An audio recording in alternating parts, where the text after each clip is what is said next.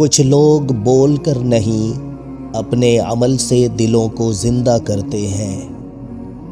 حضرت مولانا پیر ذوالفقار احمد نقشبندی ان لوگوں میں سے تھے جن کی پوری زندگی اصلاح نفس اور تزکیہ میں گزری۔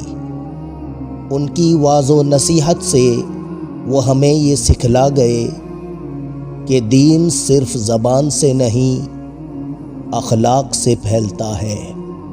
بار بار نصیحت فرماتے تھے، اپنے نفس کو سدھارو، کیونکہ بگڑا ہوا نفس انسان کا سب سے بڑا دشمن ہوتا ہے۔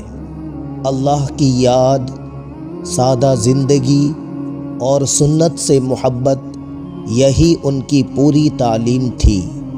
اللہ تعالیٰ انہیں جنت الفردوس میں اعلیٰ مقام عطا فرمائے اور ہمیں ان کے بتائے ہوئے راستے پر چلنے کی توفیق دے۔ آمین ثم آمین۔